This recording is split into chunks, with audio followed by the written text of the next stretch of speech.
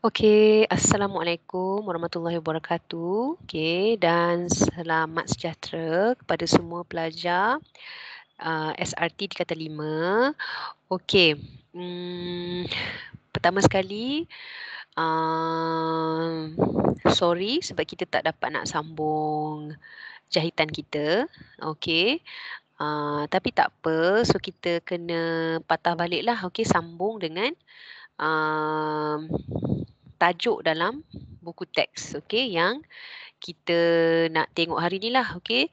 Jadi cikgu dah tengok dalam video cikgu. Okey, cikgu tengok, cikgu tak ada lagi video bab 2.1 ni. Okey, tajuk 2.1 iaitu amalan sanitasi dalam perkhidmatan penyediaan makanan. Jadi, cikgu akan start balik di situlah. Okey, so muka surat 38. Okey, bab 2, okey, dalam buku teks. Okey, so korang boleh tengok dalam buku teks korang. Okey.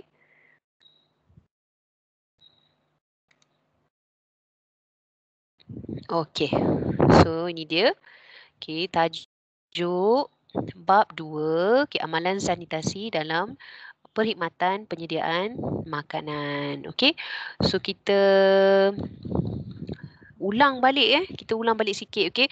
Dalam tajuk ni apa yang penting untuk awak tahu adalah, okey, awak kena tahu apa maksud sanitasi ni.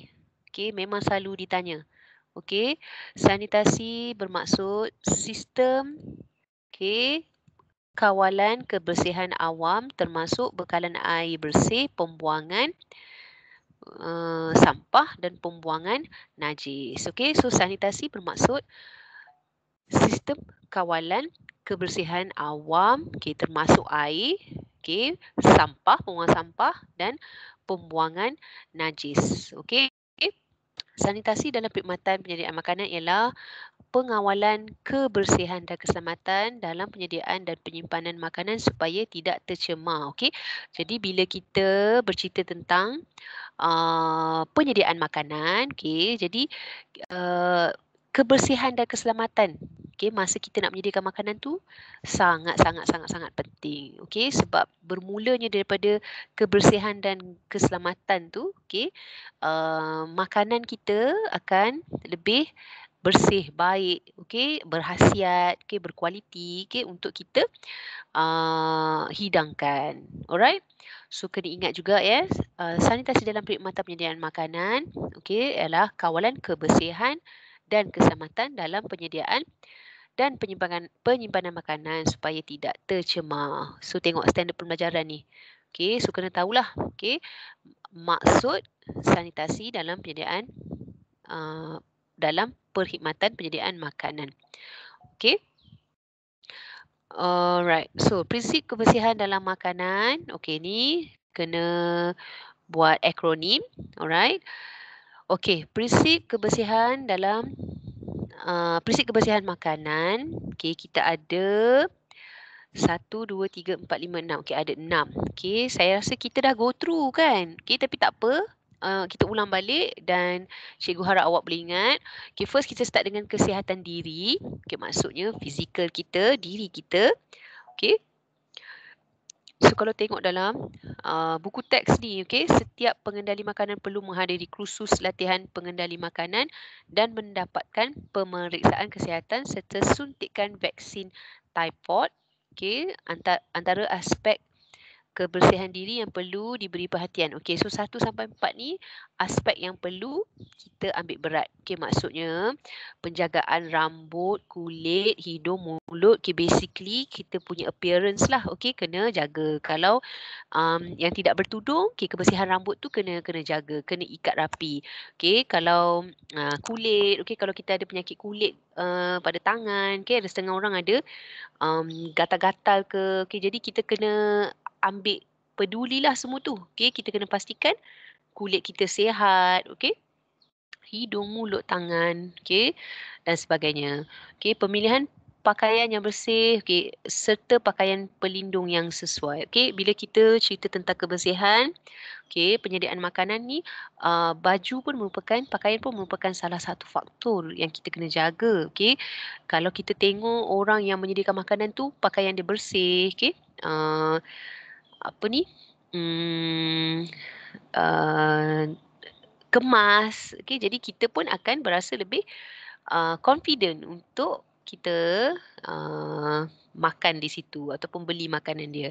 Okey, so kebersihan diri ni sangat penting. Ketiga, mengambil tindakan segera. Okey, sekiranya menghadapi penyakit atau luka. So kalau sakit ataupun kita ada luka, kita kena cepat-cepat rawat dia. Okey, kalau tidak bayangkan kadang-kadang bila kita di dapur tengah potong-potong makanan, terhiris, okey, tangan-tangan pun luka, okey. Jadi takkan, kita nak biarkan dan teruskan untuk kita siapkan makanan kita, tak bolehlah, okey, kena cepat-cepat rawat luka tu. Okey, keempat, mengambil kebersihan semasa mengendalikan makanan seperti mengamalkan kebersihan semasa mengendalikan makanan, okey, tak merokok, okey, tidak merasa makanan dengan menggunakan jari, celup kan. Masak, okey celup, nak rasa. Okey, lepas tu tak rasalah, celup lagi sekali. Dah masuk mulut ni, celup lagi sekali. So, itu sangatlah tidak baik. Okey, kotor.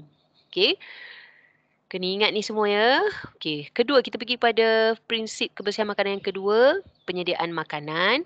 Okey, tengok gambar ni Sisa makanan hendaklah dibuang di dalam tong sampah. Okey, sisa makanan kita tak boleh biarkan lama-lama.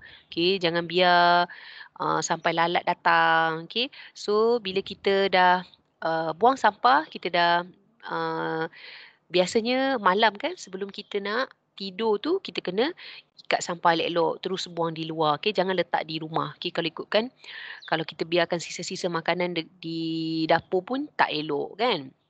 Nanti ada benda lain pula yang datang. Okey, menumpang kan.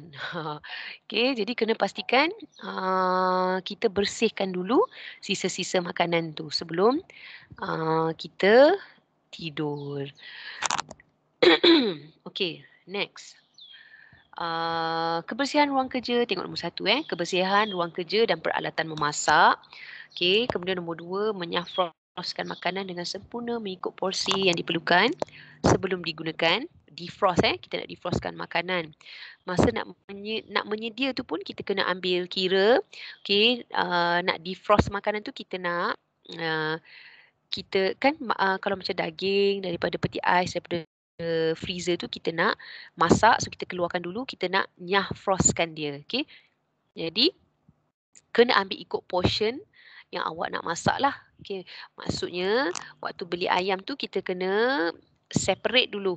Okey, kita kena asingkan dulu ikut porsi makanan. Dah bersihkan ikut portion. Okey, ikutlah. Okey, dalam keluarga kita berapa orang. So kita dah pack elok-elok, kemudian baru kita simpan dalam freezer. So bila kita nak menyafrostkan makanan tu, kita ambil bahagian ataupun amount yang kita perlukan sahaja. Takkan kita nak ambil the whole ayam tu, lepas tu kita nak defrostkan dia, nak bagi dia lembut, lepas tu kita ambil je beberapa yang kita nak, lepas tu kita simpan balik. Tak boleh macam tu kan. Sebab dia dah tak beku dah. Jadi bakteria atau mikroorganisma boleh mula membiak. Jadi lepas tu kita nak simpan balik. Jadi tak patutlah, tak properlah macam tu. So nombor 3, mengelakkan pencemaran silang. Kita akan tengok pencemaran silang ni nanti kita panggil dia cross contamination. Macam mana daripada satu tempat pencemaran tu, dia boleh jadi satu pencemaran silang ataupun cross contamination. Nombor 4, menutup bahan makanan dengan sempurna, dan nombor 5, membungkus sisa makanan ke dalam tong sampah. Macam cikgu dah explain tadi. Prinsip kebersihan makanan seterusnya adalah semasa memasak makanan. Semasa proses memasak, antara pengendalian bahan mentah dan peralatan yang perlu dititik beratkan adalah seperti berikut. Masa nak masak tu, kita perlu pastikan peralatan bersih, selamat, tidak berkarat atau rosak. Kemudian penggunaan kain dapur, okey, mengikut kegunaan meja, meja pula, kerja. Okey, janganlah kain awak dah lap, surface meja tu, okey, atas meja tu, lepas tu guna pula untuk lap pinggan mangkuk. Okey, nak lap apa, pinggan yang basah kan, awak guna benda yang sama, kain yang sama. So tak boleh, okey, sebab nanti bakteria, okey, kotoran, okey, akan melekat pula pada permukaan yang lain. Alright. Lepas tu permukaan meja kerja dapur, kerja dan dapur sentiasa berada dalam keadaan bersih. Okey, penting sebab benda ni kotoran ni kita tak nampak. Okey, dia kecil kan. Cuba kalau kita boleh nampak benda tu, mesti kita akan lebih takut ataupun kita akan lebih aware lah. Okey, tapi sebab ni kita tak nampak, jadi biasanya orang tak ambil peduli. Okey, jadi tak boleh macam tu Okey, prinsip seterusnya, okey, penyajian makanan. Okey, so tadi kita ada penyediaan, okey, lepas tu memasak, sekarang penyajian pula. Okey, makanan yang hendak disaji perlu dihidang mengikut alat yang bersih, tidak retak atau sumbing. Makanan yang telah siap dimasak kenalah tutup supaya tak ada lalat, okey, lipas tikus, okey, hinggap. Alright, penyimpanan bahan makanan segar dan makanan kering. Oh, okey. So ini dia, okey, kita dah go through juga. Ruang simpanan sentiasa bersih. Kita kena pastikan ruang simpanan sentiasa bersih dan tidak melebihi muatan. Okey. Makanan perlu disusun dengan teratur. Awak tengok gambar ni Okey, makanan yang kita simpan dalam peti ais, kita kena susun elok-elok. Alright. Kemudian kita kena ikut juga, okey, dekat mana yang sesuai kita simpan. So makanan kering disusun di atas rak yang bersih, jauh daripada makanan berbau dan berada dalam keadaan kering. Okey, kalau makanan yang kering kita simpan dekat tempat yang rak, okey, pengudaraan yang baik, okey. Kemudian yang makanan yang biasanya berbau, kita tak boleh campurkan dia. Okey, nanti kalau tidak bau tu dia akan melekat, okey, pada makanan tu. So awak tengok gambar rajah ni, dia ada terangkan daging dan makanan yang sudah dimasak. Okey, daging, ayam dan makanan sejuk beku. Maksudnya yang dimasak dengan yang belum dimasak, tempat dia berbeza. Okey, kalau daging, ayam dan makanan, okey, yang sejuk beku ni, okey, kalau sejuk beku, okey, kita simpan dia dekat ruang sejuk beku di dalam peti sejuk. Okey, ini freezer dia di bawah lah. Okey, ada orang freezer dia di atas. Okey, jadi tengok suhu dia juga. Okey, memainkan peranan penting bila awak nak setting suhu tu. Okey, pastikan dia adalah 18 hingga 9 darjah Celsius. Alright. So daging dan makanan yang sudah dimasak. Okey. So kita simpan dekat mana? Okey, dalam bekas tertutup di tingkat atas ruang pendingin. Di ruang pendingin, okey, ruang pendingin dalam bekas yang tertutup. Okey, suhu dia 2 hingga 4 darjah Celsius. Alright. Kemudian sayur-sayuran, buahan segar, okey, tempat sayur-sayuran, sayur dan buah perlu dilembapkan sedikit dan dibungkus dengan plastik. Okey, so itu awak kena ingatlah, kena dibungkus dengan plastik. Kemudian disimpan di tempat sayur-sayuran. Okey, kalau awak tengok dalam peti ais awak, dia ada juga tulis kan bahagian sayur. Okey, bahagian apa lagi? Telur kan. Cuba tengok dekat awak punya peti ais. Okey, kemudian kita ada tempat telur, tempat telur disimpan dalam peti sejuk. Okey, mesti simpan dalam peti sejuk suhu 6 hingga 7 darjah Celsius. Okey, kadang-kadang dekat peti ais tu dia dah ada ruang untuk simpan telur kan. Siap ada dia punya kita panggil apa tu? Dia punya bekas dia kan, yang lubang-lubang tu yang kita boleh letakkan telur dekat dalam tu. Okey. Lepas tu susu dan krim, okey, dalam bekas tertutup di dalam peti sejuk. Okey. Kemudian kita ada ikan, okey, kita letak dalam bekas ikan di ruang sejuk beku. Okey, so ni semua awak kena hafal lah, okey. Alright. Kemudian okey. tadi penyimpanan bahan makanan segar dan makanan kering. Kemudian ini penyimpanan bahan yang telah dimasak. Maksudnya kita dah masak, kemudian kita nak simpan sebab tak habis. Okey, konon apa ni, untuk kita masak semula nanti. Okey, so jadi bahan yang telah dimasak disimpan dalam peti sejuk tetapi memerlukan bekas tertutup yang bersih dan kering untuk mengelakkan pencemaran silang. Okey. Kemudian tidak menyimpan makanan di dalam bekas logam, okey, untuk tempoh yang lama. Okey, kenapa tak boleh simpan dalam bekas logam? Okey, kita takut ada berlakunya tindak balas kimia di situ. Okey, sebab tu tak boleh. Okey, kena cari bekas yang sebab tu kalau nak guna bekas pun kita tengok juga jenis-jenis macam Tupperware kan. Okey, Tupperware tak semua Tupperware yang bagus, okey. Tupperware yang macam mahal sikit tu biasanya bagus sebab atas sebab inilah, okey. Macam bila kita simpan makanan tu panas, okey. Jadi bila panas simpan pula dalam bekas tu, okey. Jadi tidak akan berlaku tindak balas kimia kepada makanan itu. Okey, so benda tu kita tak nampak, again kita tak nampak. Jadi susah kita nak rasa risau kan. Tapi sebenarnya benda tu penting. Alright. Kemudian makanan disejuk hingga 21 darjah Celsius dalam masa 2 jam. Okey, makanan disejukkan hingga 5 darjah Celsius dalam masa 4 jam. Keseluruhan waktu penyejukan mesti mengambil masa minimum 6 jam. Okey, ini untuk makluman awak lah. Okey. Kepentingan amalan sanitasi dalam pengendalian dan penyediaan makanan. Alright. So untuk ni, okay, menerangkan kepentingan amalan sanitasi yang baik dalam pengendalian dan penyediaan makanan. Okay, so ini dia. Okay, awak kena tahulah. Okay, so nanti saya akan bagi soalan, awak akan jawab balik lah. Okay, jawab balik. Okay, yang pertama, makanan bersih, selamat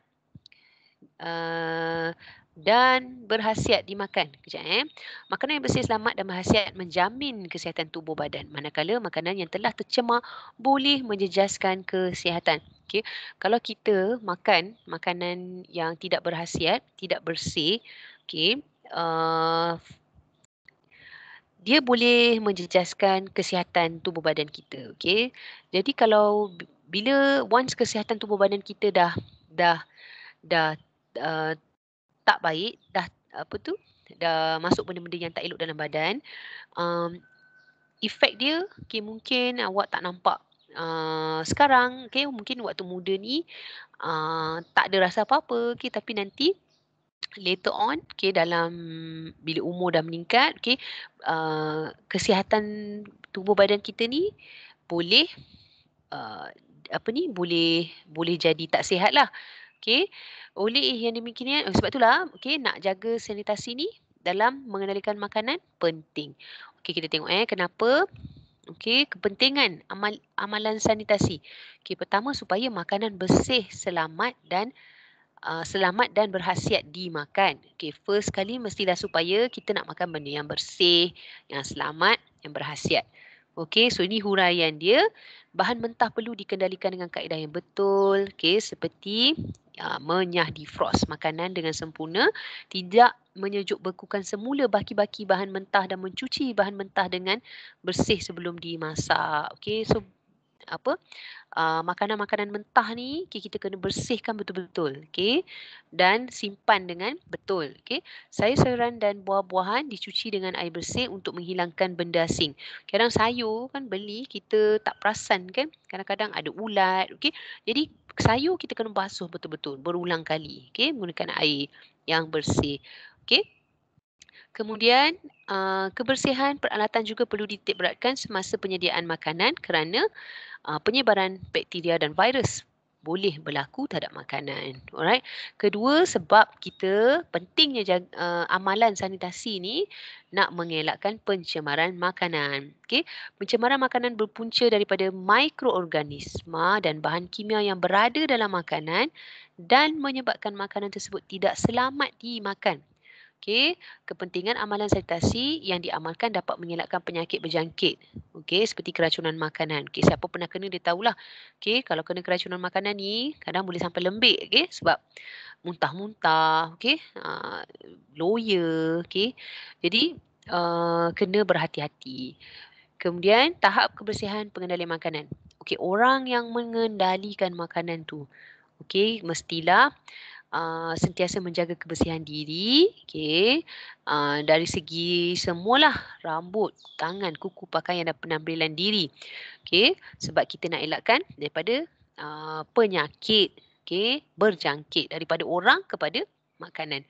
Okey, dan akhir sekali, keuntungan kepada pengusaha. Pentingnya amalan sanitasi ni sebab dia memberi keuntungan kepada pengusaha makanan. Okey, kalau awak menjaga amalan sanitasi dengan betul, okey, jadi pelanggan ni dia akan suka dan dia akan datang balik kepada awak.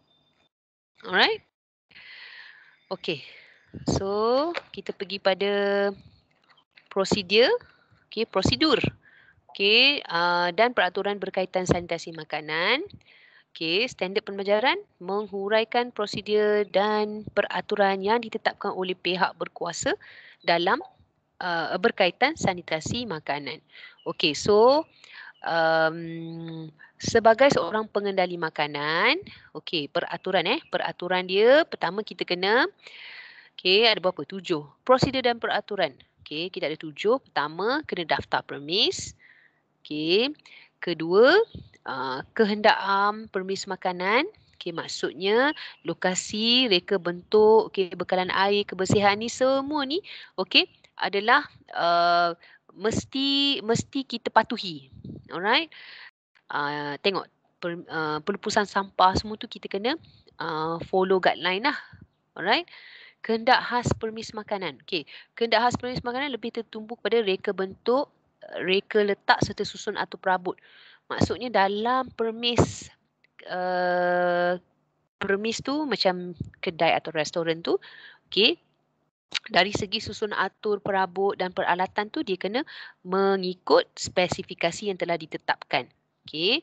Kemudian pengendali makanan wajib, okey, untuk nombor 4, pengendali makanan wajib menghadiri latihan pengendalian makanan dan pemeriksaan perubatan sebelum mulakan tugas. Jadi macam kalau kita nak bekerja dekat macam nak kerja part time, okey, ataupun tengah-tengah cuti tu kita nak bekerja, kita sebenarnya tak boleh simply pergi terus masuk dan terus boleh handle makanan. Tak boleh sebenarnya kita kena menghadiri satu latihan, okey, pengendalian makanan. Kemudian kita akan dapat sijil, okey, daripada sijil tu kemudian dah ada tu barulah kita boleh bekerja di restoran ataupun kedai-kedai makan ni. Sebenarnya, sepatutnya. Okey. Kemudian nombor 5, pelindung makanan. Okey, proses masa penyediaan, memasak, menyaji dan menyimpan makanan ni kita kena jaga letak dalam bekas yang elok, tertutup. Okey. Kemudian nombor 6, pengendalian makanan khusus. Okey, maksudnya makanan yang cepat rosak ni kita kena lebih perhatian. Okey, supaya sebab makanan yang cepat rosak ni contoh kita letak makanan tu atas meja. Okey, jadi makanan tu ada contoh macam susu ke, okey, yang santan ke yang kita tak boleh biarkan lama-lama kan. So dia akan cepat rosak. Jadi kita kena kita kena lebih prihatinlah, okey, masa nak handle makanan tu. Dan nombor 7, pengangkutan makanan. Okey, ini contoh kita buat makanan tu di satu tempat, kemudian kita nak hantar ke tempat yang lain kalau orang berniaga kan. Okey, masak di kedai, kemudian hantar ke lokasi lain. Okey, jadi dalam pengangkutan tu masa nak menghantar makanan tu pun kita kena ambil kira. Okey, dari segi suhu dia, okey, dari segi kebersihan, okey, pengangkutan tu pun penting Pengendalian makanan semasa dalam kenderaan dari segi pengekalan suhu masakan dan kebersihan kenderaan adalah antara peraturan yang perlu dipatuhi. Okey. Kalau syarikat-syarikat besar, okey, dia punya kenderaan yang menghantar makanan tu, dia nak distribute makanan dekat dekat tempat-tempat lain contohnya kan. Dia punya kenderaan tu dia khas tau dalam contoh van atau lori. Okey, kalau macam lori, diorang akan pakai troli yang maybe dalam tu dia ada kawalan suhu. Okey, kalau company besar-besar kan. Okey, kemudian dalam kalau van pun ada. Okey, maksudnya kenderaan tu telah diubah suai supaya dapat mengawal suhu makanan. Okey, ada So itu prosedur dan peraturan berkaitan sanitasi makanan. Kemudian amalan pengendali, kita nak tengok amalan pengendali makanan berdasarkan prosedur dan peraturan. Ini untuk orang yang mengendali makanan. Okey, maksudnya pekerja, macam pekerja restoran tu kan. Okey, pengendali makanan yang terdiri daripada chef, pembantu dapur dan pramusaji terlibat secara langsung dalam penyajian dan pengendalian makanan. Okey, berikut ialah amalan pengendali makanan. Okey, menurut peraturan kebersihan makanan 2009. Okey, ini dia punya amalan pengendali makanan. Orang yang bekerja yang mengendali, yang handle makanan. Okey, pertama kena buat latihan pengendali makanan. Okey. Kemudian kena buat pemeriksaan kesihatan. Okey, kena ambil suntikan typhoid ni. Ketiga, etika pemakaian. Okey, kena bersih, kemas macam cikgu dah explain tadi. Okey, kemudian amalan kebersihan diri. Okey, penjagaan rambut. Okey, keseluruhan Kemudian kebersihan permis. Okey, mengendalikan makanan, pengendali makanan bertanggungjawab memastikan perabot, peralatan, persekitaran sentiasa bersih dan selamat untuk digunakan. So ini adalah amalan pengendali makanan. Okey. Okey, ini laporan, ini tak ada apa. Okey, ini pun tak ada apa. Okey. So okey. So itu saja. Okey, untuk 2.1. Okey, so okey, so itu saja. Jadi aktiviti hari ni, okey, cikgu nak awak buat. Okey, pertama sekali, okey, muka surat 42. Okey, kan gambar peti sejuk ni kan? Okey, gambar peti sejuk ni. Okey. So aktiviti yang cikgu nak awak buat adalah pergi peti ais awak. Okey, peti ais rumah tu, okey, buka. Kemudian cuba awak lihat, okey, dalam peti ais tu adakah susunan barang-barang, makanan-makanan dalam peti ais tu adakah mengikut mengikut tempat dan suhu yang ditetapkan. Okey. So, buka peti ais, okey, awak tengok. Okey, awak tengok adakah barang-barang dalam peti ais tu disusun mengikut dengan cara yang betul. Macam kita belajar dalam buku teks muka surat 42. Okey, dengar So, tengok, analyse, kenal pasti. Kemudian saya nak awak buat laporan yang awak perlu tulis dan hantarkan gambar berserta dengan gambar bukti lah. Gambar bukti tu gambar apa? Gambar peti ais awak. Okey. So cikgu akan bagi Google Form nanti. Cikgu akan bagi link Google Form. So awak kena buat aktiviti ni hari ni dan hantarkan laporan awak dan juga gambar di dalam Google Form itu. Okey, simple saja latihan kita. Okey, so guideline dia dah bagi dalam muka surat 42. Okey, simpan di mana-mana. So awak cuma kenal pasti makanan di peti ais awak adakah mengikut ataupun mengikut tempatnya yang sesuai. Kemudian jawab soalan yang cikgu bagi itulah. Okey, which is bukan soalan tapi awak akan tulis report. Okey, contohnya kalau telur, okey, awak simpan di luar sebelum ni kan. Jadi awak akan buat laporan kepada saya lah bahawa sebelum ni telur simpan di luar. So penambahbaikan dia awak dah simpan di peti ais, okey, di bahagian dekat tempat telur. Alright. So, itu saja okey untuk hari ini. Cikgu akan tunggulah okey kerja awak masing-masing. So, hantar melalui Google Form kehadiran berdasarkan mereka yang menghantar tugasan. Okey, so itu saja untuk hari ini, kelas hari ini. Cikgu tunggu kejawab lah. Okey, so itu saja. Assalamualaikum warahmatullahi wabarakatuh.